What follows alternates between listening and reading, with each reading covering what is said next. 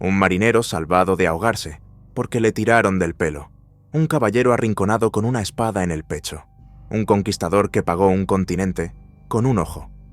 ¿Y tú pensabas que ponerse las botas entre la espada y la pared o costar un ojo de la cara eran solo frases hechas? Hoy te traigo 4 expresiones que usamos todos los días sin saber que nacieron en campos de batalla, naufragios y duelos a muerte. Frases que hoy suenan inocentes, pero que ocultan sangre, fuego y traición. Salvarse por los pelos. Corría el año 1809, cuando los puertos españoles se convirtieron en un polvorín. Marineros veteranos, esos hombres curtidos por 1000 tormentas, se negaban rotundamente a cumplir una orden aparentemente simple: cortarse el pelo. El rey José Bonaparte, impuesto por su hermano Napoleón, había decretado que todas las fuerzas militares debían llevar el cabello corto por razones de higiene. Pero para aquellos lobos de mar, esa melena era mucho más que un estilo. Era su seguro de vida. En los siglos XVII y XVIII, caer al mar durante una tempestad era prácticamente una sentencia de muerte. Los gritos se ahogaban en el rugido del viento, los cuerpos desaparecían entre olas gigantes, pero el pelo flotaba. Un compañero podía agarrarte por esa coleta que tanto despreciaban los franceses y arrastrarte de vuelta a cubierta. De hecho, en los registros del Archivo de Indias se documenta el caso de Miguel Salas, un marinero que sobrevivió a un naufragio en 1783 porque su colega lo rescató tirando de su cabello cuando ya se hundía en las gélidas aguas de Terranova. Cuando Bonaparte insistió en su decreto, los marineros de Cádiz respondieron con motines que incluyeron el incendio de 3 barcos reales. Con el pelo corto, nadie podrá salvarnos. Drenia. La presión fue tan intensa que el rey tuvo que retirar la ley en solo 3 meses. Entre la espada y la pared. Ahora viajemos a la España del siglo XV, donde el honor se defendía a filo de espada. En aquellos tiempos, los duelos no eran peleas callejeras, sino eventos reglamentados con la precisión de un torneo moderno. Las llamadas partidas de Alfonso X el Sabio establecían normas estrictas. Los combatientes debían usar armas iguales. Un juez supervisaba el encuentro, y había un límite de espacio. Retroceder más de 10 pasos se consideraba cobardía, pero había una regla no escrita aún más importante. Nunca, jamás, debías dejarte arrinconar contra un muro. En 1476, el caballero Rodrigo de Vivar, no confundir con el legendario Cid, demostró por qué. Durante un duelo en Burgos, empujó a su rival contra la pared de una iglesia. En ese momento, el otro hombre quedó paralizado. La espada de Rodrigo le apuntaba al pecho. La piedra fría le clavaba la espalda. Sin espacio para esquivar, sin ángulo para contraatacar. La multitud que observaba murmuró: «Lo tiene entre la espada y la pared».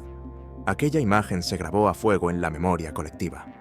Hoy usamos la frase para quejas cotidianas, pero en su origen describía el momento más terrorífico de un duelo, cuando solo quedaban 2 opciones: rendirse y perder tus tierras y honor para siempre, o morir con la dignidad intacta. De hecho, si visitas el patio de armas de Sevilla, aún puedes ver las marcas que dejaron aquellas espadas desesperadas en los muros centenarios. No dar tregua. Saltemos ahora al año 1340, en plena Reconquista. El rey Alfonso XI de Castilla se enfrentaba a un ejército musulmán muy superior en número. Después de días de batalla, ambos bandos estaban exhaustos. Según las costumbres de la época, era momento de declarar una tregua, un alto al fuego sagrado donde se enterraba a los muertos, se curaba a los heridos y se negociaban condiciones. Pero Alfonso hizo algo que escandalizó a Europa. Ignoró todas las convenciones y ordenó atacar al amanecer, cuando sus enemigos dormían o estaban desarmados. Más de 20.000 soldados fueron masacrados mientras intentaban rendirse. El Papa lo excomulgó, pero la victoria le dio a Castilla un territorio crucial. Este acto de crueldad calculada quedó registrado en crónicas de la época con palabras que resonarían por siglos. El rey no dio tregua. La expresión se convirtió en sinónimo de una estrategia brutal pero efectiva, tanto que los tercios españoles del siglo XVI la adoptaron como táctica. Atacaban sin descanso, de día y de noche, hasta romper la moral del enemigo. El propio Maquiavelo escribió sobre esta guerra sin tregua como un ejemplo de eficacia militar. Hoy decimos que no da tregua a un jefe exigente o a un niño inquieto, pero en su día describía una violación tan grave de las reglas de guerra que podía hacer caer reinos enteros. Costar un ojo de la cara. En 1536, En las selvas de Perú, el capitán español Diego de Almagro enfrentó el precio más alto que puede pagar un conquistador. Durante el brutal asedio a la fortaleza inca de Cuzco, una flecha envenenada le arrancó el ojo derecho en medio de la batalla. Sangrando profusamente y con un dolor insoportable, este temerario líder siguió luchando durante 3 días hasta asegurar la victoria.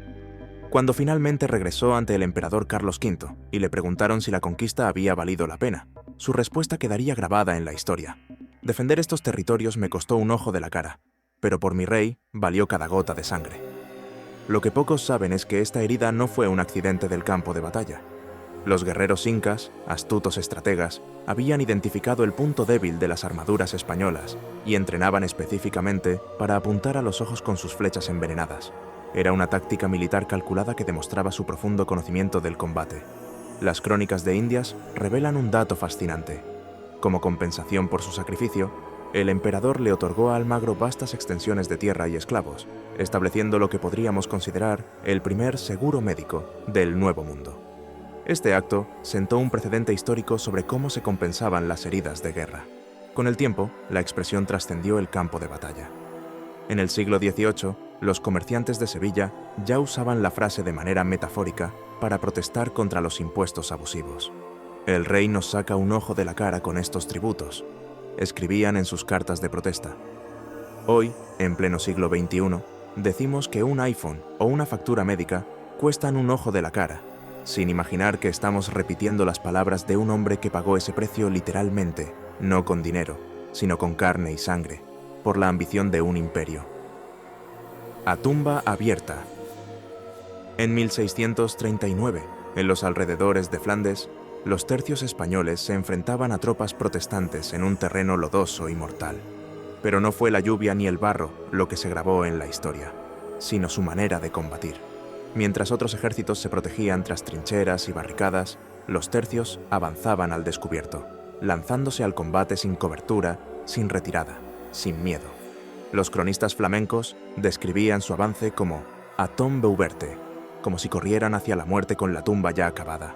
El concepto se tradujo al español y se convirtió en símbolo de quien lo arriesga todo, sin red de seguridad.